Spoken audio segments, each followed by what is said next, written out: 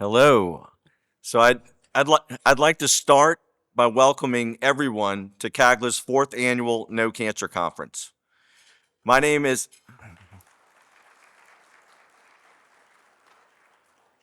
Chad Landry. I'm the president and executive director of CAGLA, and I'm also a real person. I I say that because last night at the cocktail party, one of the sponsors came up to me and said, "You cost me $40." And I said, "How did I do that?" And he said, "Well, I bet a coworker that you weren't a real person." And I said, "Why would you do that?" And he said, "Because I was convinced it was humanly impossible to send that many emails out in such a short period of time about a conference. I was convinced you were a bot." And I said, "No, I'm not Chad bot." But that's actually a good lead into what I want to talk to everyone about today. So while improving cancer care here in Louisiana is my passion, it's not my day job. So I pick stocks for a living. And I often get the question from people, what do you look for when you're invested in a stock? Well, if you ask Warren Buffett that same question, this is what he'll say. Oops, yeah. Warren Buffett looks for six things. He focuses on intrinsic value. He likes, to invest in things that he thinks you can't live without. Coca-Cola, Gillette razor blades. Strong fundamentals. He's always talking about big earnings growth, big cash flow growth. Durable competitive advantages. Always talks about make sure that the business you invest in has a moat around it to prevent the competitors from stealing market share. Margin of safety. He loves buying things cheap. Long-term perspective. He'll always say he's in the business of stocks for life. If he invests in a stock, there's a good chance he's never going to sell it his whole life. And understanding the business, which just basically means understanding the supply-demand dynamics that impact the product that the business is selling. Those are all great things, and obviously I don't disagree with Warren Buffett, but in my opinion, it's tough to find all six of those things to line up at the same time to pull the trigger and buy a stock. So if you're asking me, what's the one thing that I look for secular growth trends. A secular growth trend refers to a long-term fundamental shift or change in an industry or a sector that leads to substantial growth, transcending typical business cycles. A perfect example of that is the e-commerce secular growth trend. If you look back in 2005, e-commerce was 2.5% of the total retail sales in the United States. Today in 2025, it's 25%. It's increased tenfold. I probably don't have to tell you the stock that's benefited the most from the rise in e-commerce sales. Amazon, ticker AMZN. If you had invested $10,000 in AMZN 20 years ago, it'd be worth almost $1 million today. If you invested that same money in the S&P, it would be worth just under 50 grand. So what's the takeaway? The takeaway is you have to include secular growth stocks in your portfolio. You have to include secular growth stocks in your portfolio to. The takeaway is that secular growth stocks have a multiple effect on your portfolio, including in your portfolio, and have a multiple effect on your performance as a money manager. And that's what I want to talk to you about today, multiple effect.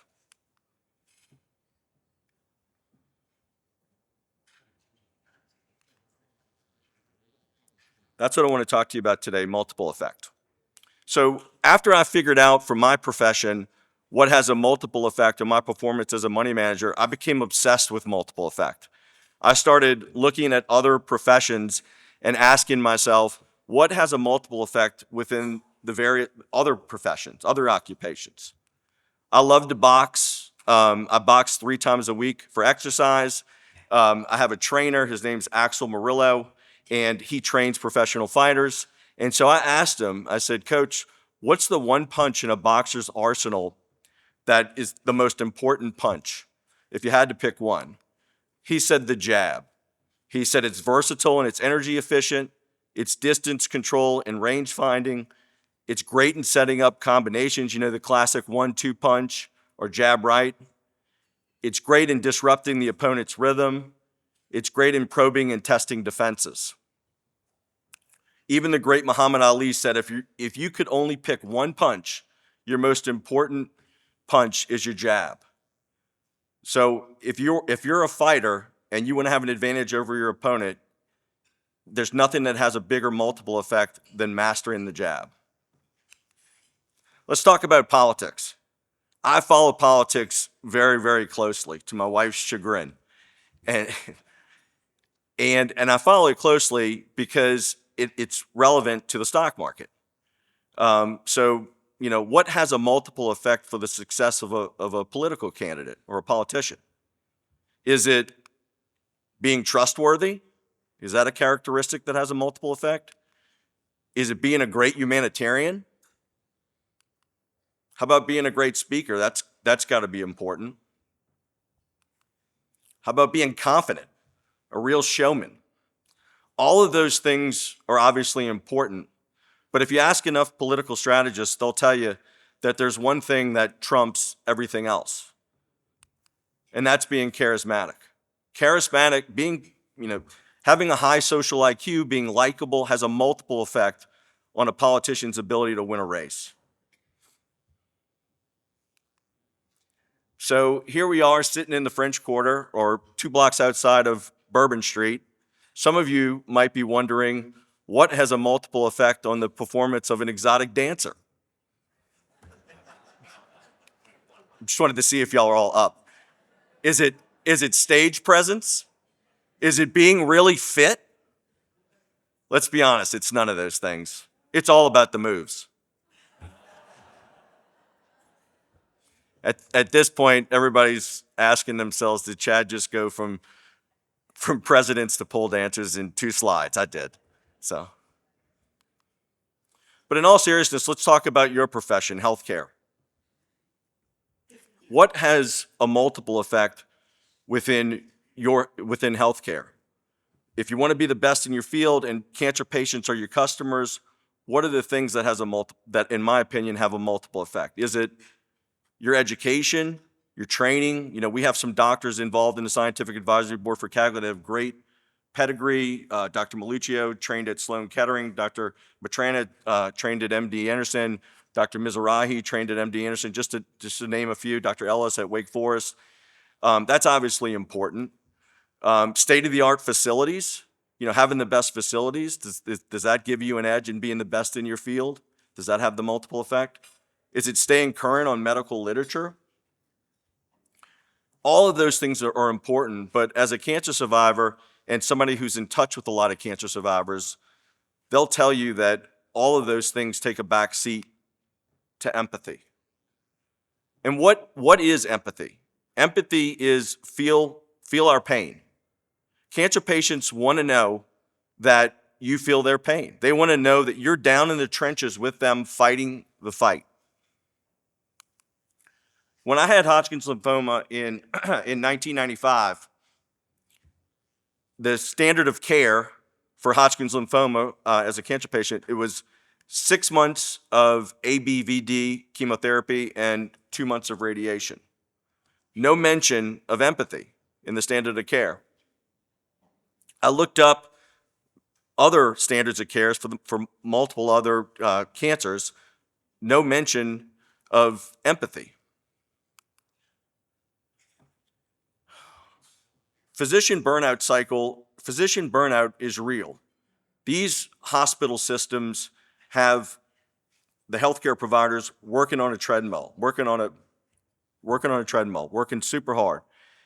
And they are, makes sense that I've talked to the doctors, they're seeing 12 to 14 patients a day, so there's a high probability that they could experience burnout. So I can understand why it's difficult to have relationships with your patients when you're on the hamster wheel seeing 12 to 14 patients a day. But I would make the argument that rather than lean away from your patients, lean into your patients, because we're all human and personal relationships fuel our soul. So make the bet that it'll energize you and it'll differentiate you and make you the best in your field, because empathy is what has the multiple effect within your profession.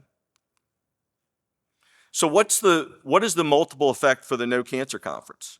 I mentioned last night at the cocktail party that in 4 years we've experienced incredible growth. We have over 600 clinicians that are here today.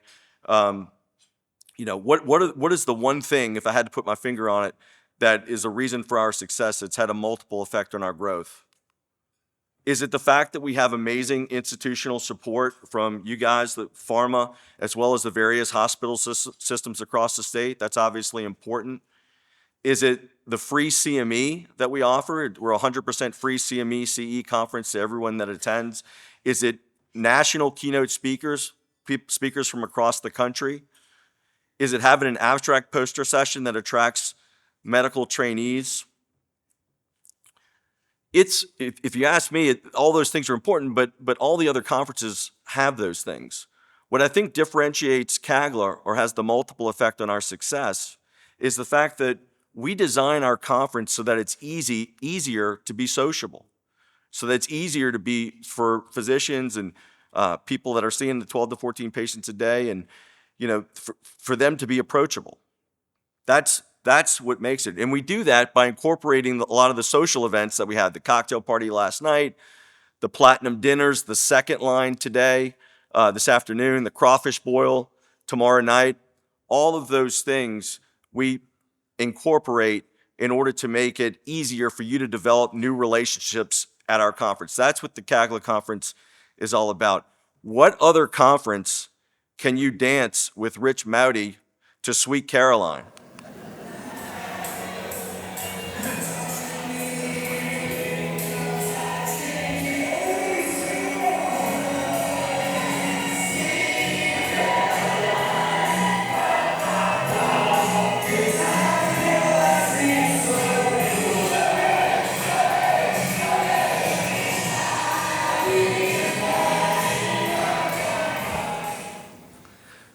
This isn't a conference, this is a community. That's what we're creating here at CAGLA. And so on behalf of CAGLA, I'd like to thank all of you for coming to our CAGLA conference and for being a part of it and for the amazing support that you've given us. It really, really means a lot to us. It really does. There's so much planning that goes into this, and to have you doctors and nurses that are fighting with the cancer patients to help them survive. We want to make this a special weekend for you. So we really hope that you enjoy yourself, you appreciate it. Hopefully you make some new relationships here at this CAGLA conference, and I'd really like to thank you. Thank you so much.